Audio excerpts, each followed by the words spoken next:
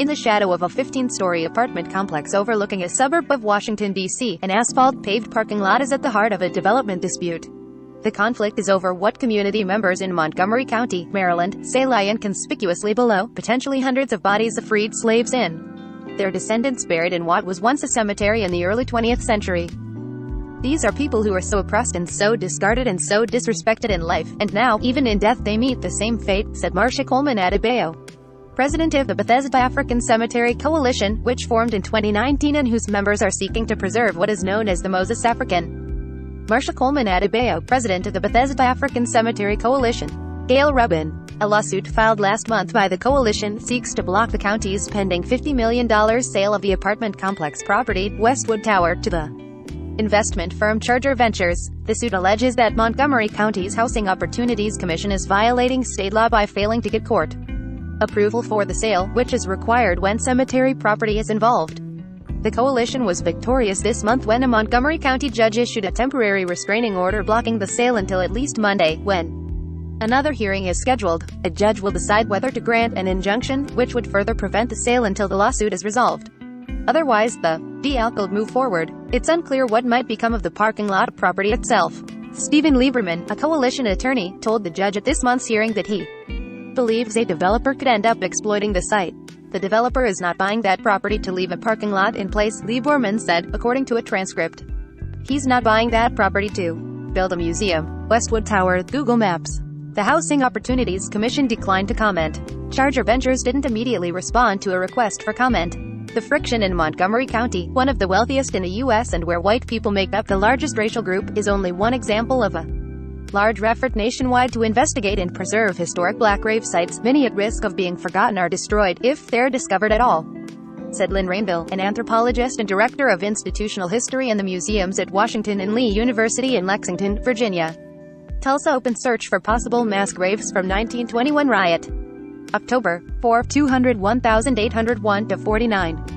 The sites are endangered for a variety of reasons, she said: development, a lack of historical record-keeping, no political willpower to save them, or even climate change. While maybe this issue isn't at the top of people's list because we need to focus on the living, it shows that systemic racism permeates everything. Rainville said, from birth to death and burials, we lost a piece of our history. On a recent afternoon this month, they sang spirituals, beat on African drums and marched with signs, Black Lives Matter in life and in death. The regular protests around Westwood Tower have attracted dozens of members and supporters of the Bethesda African Cemetery Coalition. What happened to respecting hallowed ground? Asked Montani Wallace, who said her late husband had a relative buried at Moses Cemetery. As a family, we lost a piece of our history and ancestral connection.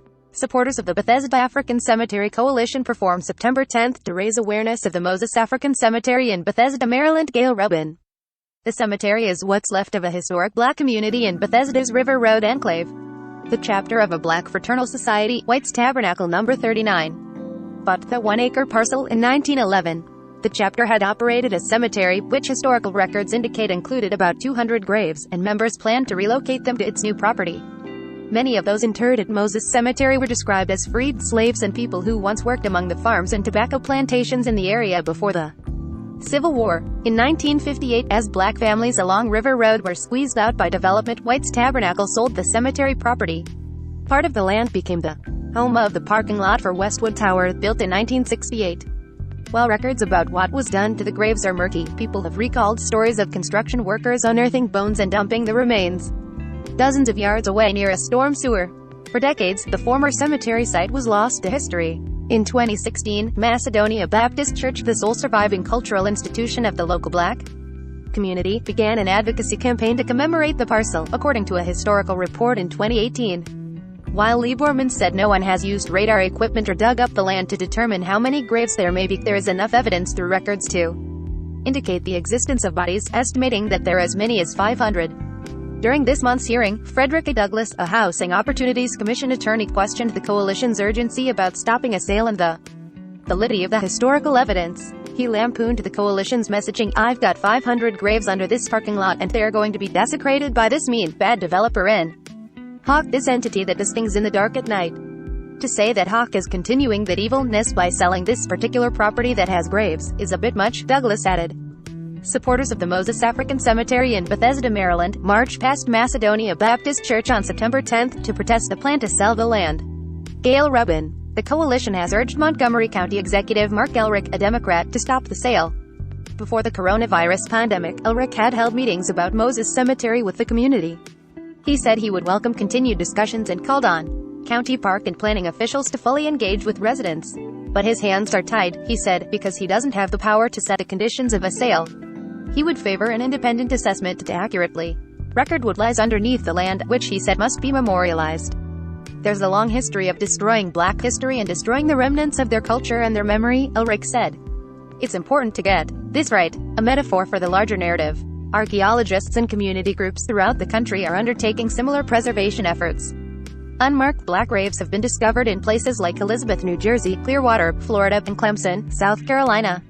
In Tulsa, Oklahoma, bodies have been exhumed over the past year, potentially connected to the 1921 Tulsa Race Massacre, one of the worst episodes of racial violence in U.S. Pinning down an exact number of such sites remains difficult. Rainville said that for every white cemetery that is known, there should be one for African Americans as well. But the numbers don't equal out, and research indicates half cemeteries have been lost to expanding highways and other projects. There are zero rules on how a property should be preserved, she said, although federal laws today help to ensure that human remains that are found aren't. Some academics have called for federal protection of historic Black burial sites modeled after the Native American Graves Protection and Repatriation Act, a 1990 law that says indigenous human remains and funerary objects must at all times be treated with dignity and respect. In December, the Senate passed bipartisan legislation to create a nationwide network to account for and preserve African American burial grounds. But a similar bill was held up in the House. The Reverend William J. Barber II, co-chair of the Poor People's Campaign, which advocates for economic justice, is lending his support in Montgomery County, where, he said, more conversations are needed to rectify the wrongs against Black families and their ancestors. This cemetery is a metaphor for the larger narrative of land theft that happens to Black communities, Native communities, Latino communities, and poor white communities, he said. While Barber said developers were able to profit in Bethesda from properties that once belonged to Black people, a full accounting must determine who benefited and what the cost of repayment to descendants would be. Developers literally built their wealth on top of other people's graves, Barber said. Think about the ugliness of that.